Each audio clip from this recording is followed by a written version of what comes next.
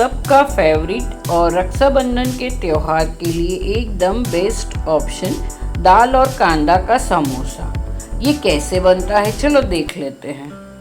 इसके लिए मैंने 1.5 कप चने की दाल मतलब वज़न में 350 ग्राम चने की दाल को 4 से 5 घंटे भिगो के रखा था।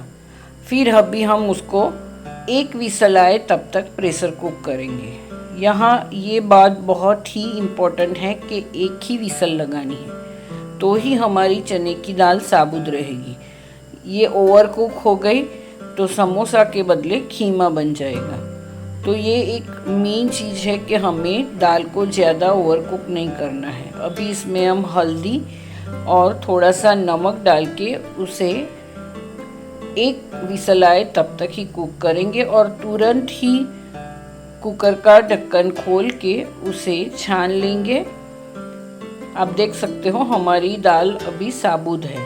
अभी इसको तुरंत ही छान लेना है और फिर उसे ठंडा कर लेना है। इस स्टेज पे हम गलती कर देंगे तो हमारे समोसा अच्छा नहीं बनेगा।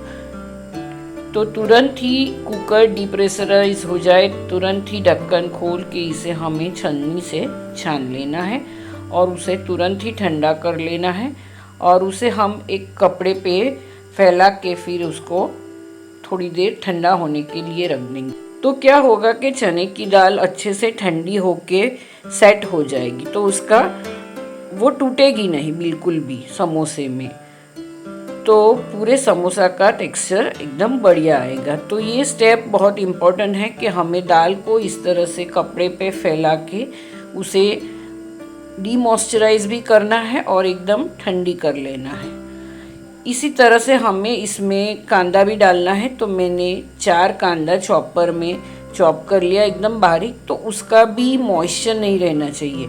मॉइस्चर रहेगा तो समोसा गीला रहेगा तो उसका जो आउटर कवर है वो भी गीला हो जाएगा तो समोसा अच्छा नहीं बनेगा।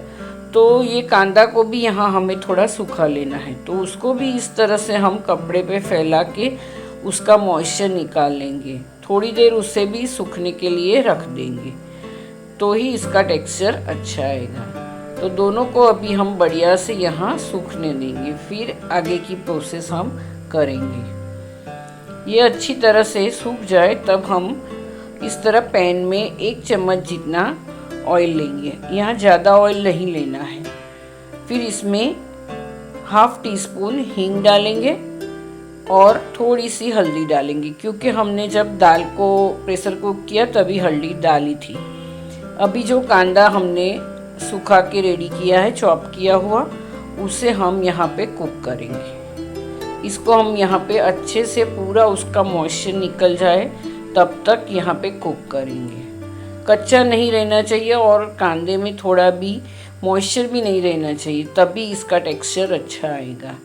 तो इस तरह से हमें इसे स्लो टू मीडियम फ्लेम पे अच्छे से भून लेना है। यहाँ पे फिर हम स्वाद के अकॉर्डिंग नमक ऐड करेंगे। हमने आगे दाल को प्रेशर कुक किया तभी सॉल्ट डाला था इसीलिए यहाँ हमें कांदा का ही डालना है।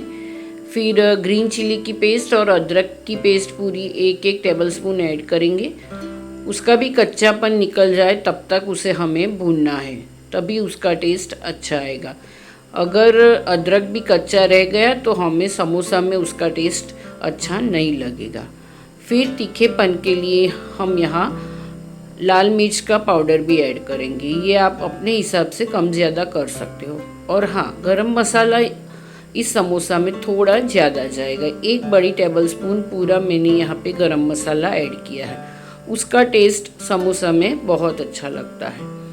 अभी इन सभी चीज़ों को एकदम अच्छे से कुक कर लेना है और इस तरह से ब्राउन हो जाए तब हमारी जो दाल सूख के रेडी हो गई है उसको हम ऐड करेंगे और बढ़िया से उसको कांदा के साथ मिला लेंगे। एकदम हल्के हाथों से हमें इसे मिक्स करना है। हमारी दाल टूटनी नहीं चाहिए, टेक्सचर एकदम बढ़िया रहना चाहिए।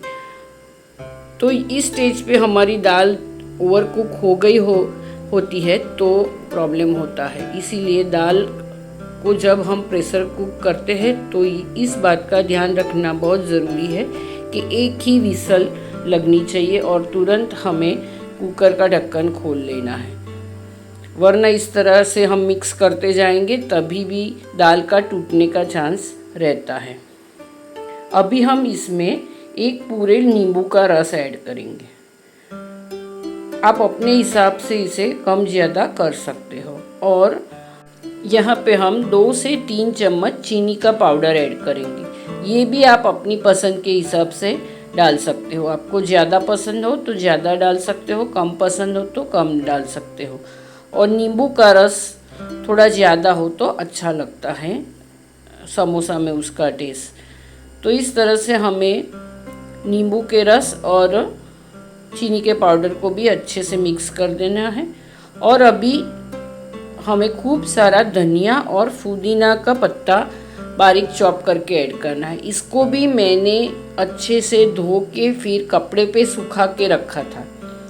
गीला इसमें ऐड नहीं करना है वरना पूरा टेक्सचर बिगड़ जाएगा। ये पूरा जो मिक्सचर है वो भी गीला हो जाएगा और हमारा समोसा अच्छा नहीं बनेगा। इसीलिए बहुत इम्पोर्टेंट है कि आप धनिया और पुदीना को भी अच्छे से वॉश करके कपड़े पे पंखे के नीचे सुखा के फिर इसमें ऐड करेंगे, तो ही इसका टेक्सचर बढ़िया आएगा। अभी हमारा ये मिक्सचर बनके रेडी हो गया है। इसको हम मिक्सिंग बाउल में निकालेंगे और फिर हम समोसा भरने की तैयारी भी कर लेंगे। और इसके लिए एक और ज़रूरी चीज़ बनानी है कि समोसा हम जब फोल्ड करेंगे तो उसको चिपकाने के लिए हमें लाई बनानी है।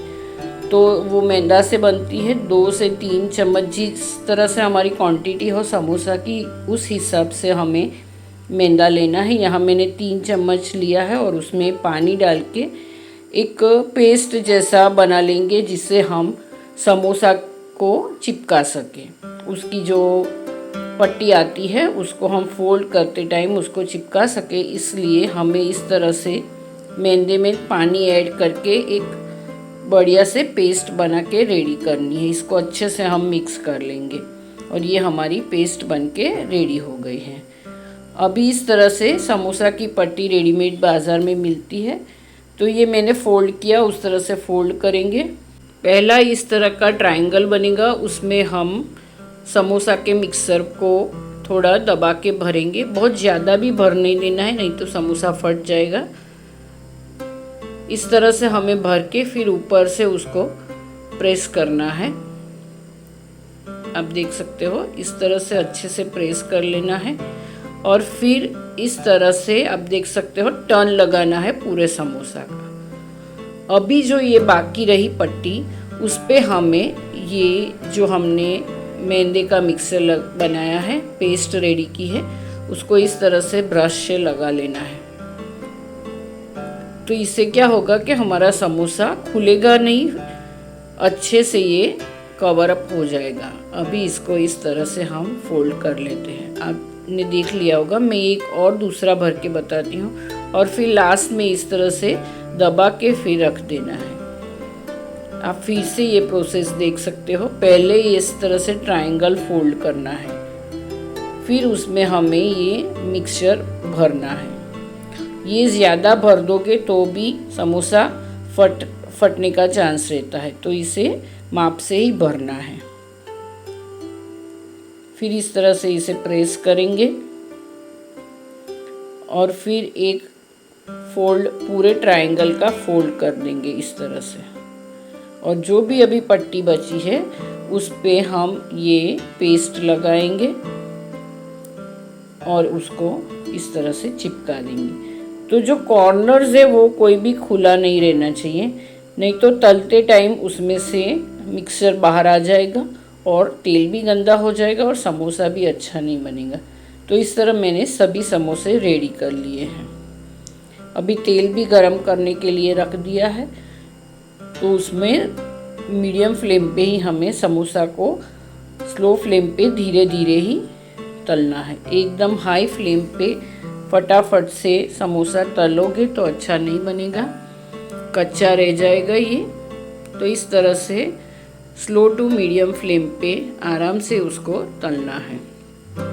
गुजरात में तो ये बहुत ही पॉपुलर है ये समोसा, और फेस्टिवल के लिए बेस्ट ऑप्शन है। आप उसे इस तरह से भर के कच्चा भी भर के फिर फ्रीज़र में स्टोर करके 1 महीने तक रख सकते हो। जब भी कोई गेस्ट आए या हमें यूज़ करना हो तो आधे घंटे पहले उसे फ्रीज़र में से निकाल के नॉर्मल टेम्परेचर पे ला के आप फ्राई करके यूज़ कर सकते हो और बहुत ही टेस्टी बन के तैयार होता है ये समोसा। और इसे आप डीप फ्राई करना नहीं चाहते हो तो ऑयल से ग्रीस करके आप एयर फ्रायर भी कर सकते हो। तो बढ़िया से हमारे समोसा रेडी हो गए हैं। तो आप भी इसे ज़रूर बनाइए, खाइए और फेस्टिवल में सबको खिलाएं। और वीडियो अच्छा लगा हो तो लाइक और शेयर ज़रूर कीजिए। मिलते हैं फिर से नई रेसिपी के साथ, तब तक के लिए कीप कुकिंग।